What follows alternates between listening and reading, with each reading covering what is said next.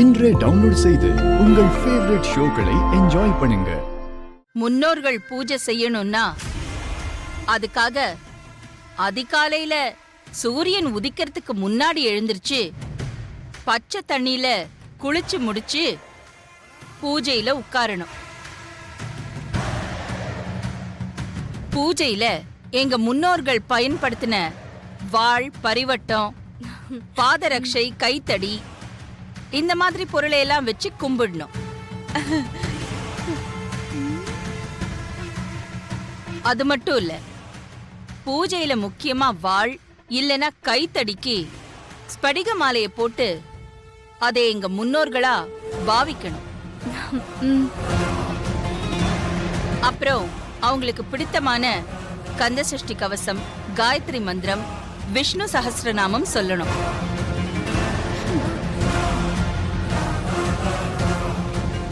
இதெல்லாம் உனக்கு மனப்பாடமா சொல்ல வரலனா கூட புஸ்தகத்தை பார்த்து தப்பு இல்லாம சொல்லணும். அப்ப சரி. இப்படி 3 நாள் கடுமையா விரதம் இருந்து பூஜை பண்ணணும். 3 நாள் பூஜை முடியிற வரைக்கும் காலையிலிருந்து எதுவுமே சாப்பிடக்கூடாது.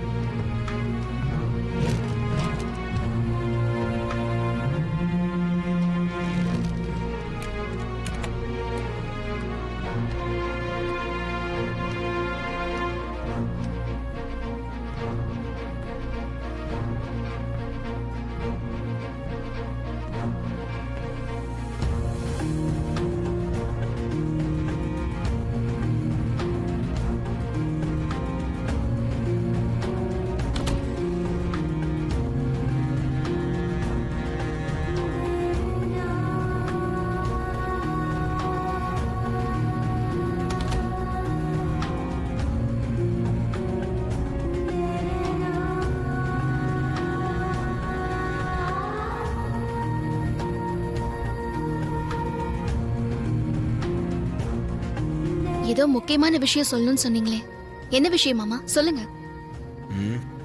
முதல்ல இப்படி வந்து உட்காரு.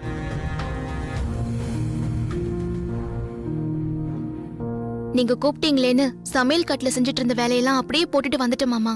நான் சீக்கிரமா போகணும். நான் ஒரு முக்கியமான விஷயம் பேசணும்னு சொல்றேன். உனக்கு அதை விட கிச்சன் வேலை ரொம்ப முக்கியமா போச்சா? சரி, என்ன விஷயம் சொல்லுங்க மாமா.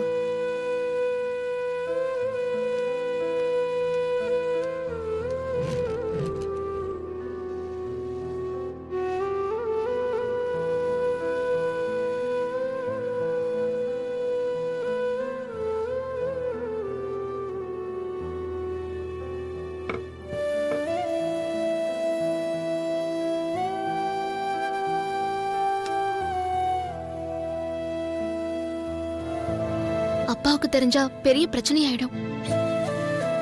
நியாயமா இந்த பூஜையை நீ தான் பண்ணணும். ஆனா மித்ரா பண்ண போறா. நிச்சயமா எங்க முன்னோர்கள் அவளை எங்க குடும்பத்துல ஒருத்தியை ஏத்துக்க மாட்டாங்க. நீ இந்த பூஜையை பண்றது மூலமா எங்க முன்னோர்கள் குடும்பத்துல ஒருத்தியை உன்னை ஏத்துக்கிட்டு அனுமதி கொடுப்பாங்க. எனக்கு அந்த நம்பிக்கை இருக்கு. முன்னோர்களோட சம்மதத்தை வச்சு அம்மாவை கூட சம்மதிக்க வச்சிடலான்னு தோணுது. நீங்க சொல்றதெல்லாம் சரிதான் மாமா. ஆனா இப்ப நான் இந்த பூஜையை எங்க வச்சு பண்றது?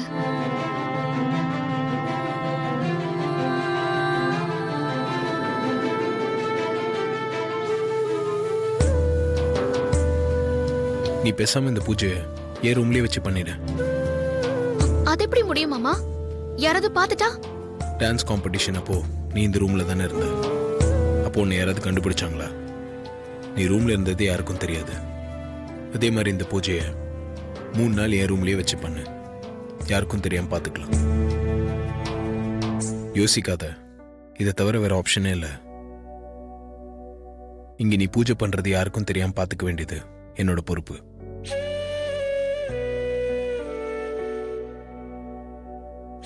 சோ நீ காலையில் நேரமா வந்து பூஜை ஆரம்பிக்கிற. முன்னோர்களோட அனுமதியை வாங்குற. ஆதிக்கோட ஒரு பார்வதி ஆகுற.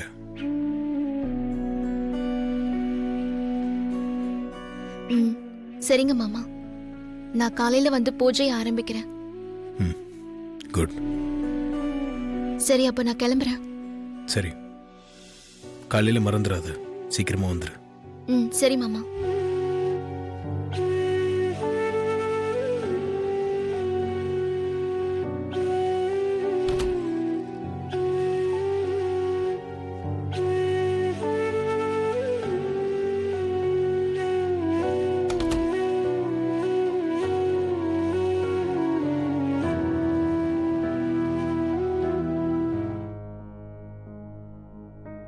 அக்கா, அக்கா முழிச்சிட்டு தூங்குதா?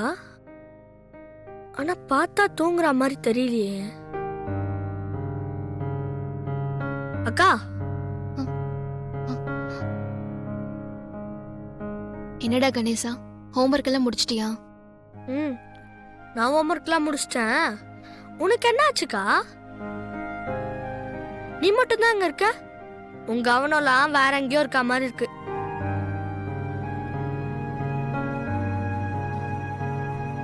அதெல்லாம் ஒண்ணும் இல்ல கணேசா. சரி வா, உனக்கு சாப்பாடு போடுறேன். அக்கா இரு, நான் அப்புறமா சாப்பிட்டுக்கிறேன். முதல்ல உன் பிரச்சனை என்ன அது சொல்லு. உன் முகத்தை பார்த்தா கவலையும் குழப்பமா இருக்க மாதிரி தெரியுதுக்கா. ஆமாண்டா கணேசா, நீ சொல்றது கரெக்ட் தான். என் மனசு பூரா இப்போ கவலையும் குழப்பமா தான் இருக்கு. என்னாச்சுக்கா? உன்னோட குழப்பத்துக்கும் கவலைக்கும் யாருக்கா காரணம்? மாமா தாண்டா காரணம். மாமா காரணமா? என்னக்கா சொல்ற? நீ சொல்றது நம்ப முடியலையேக்கா. மாமா அப்படி என்ன பண்ணாரு?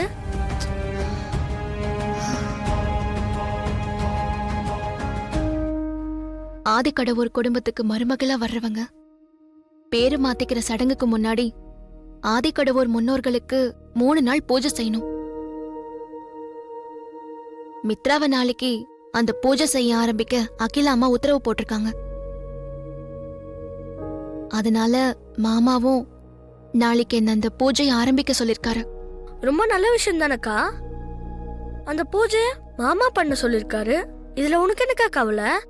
மித்ரா மாதிரி அந்த முன்னோர்கள் பூஜைய என்னால வெளிப்படையா பண்ண முடியாதுடா கணேசா. அத ரகசியமா நம்ம வீட்ல வச்சு கூட என்னால பண்ண முடியாது. அப்பாவுக்கு தெரிஞ்சா அவ்வளவுதான்.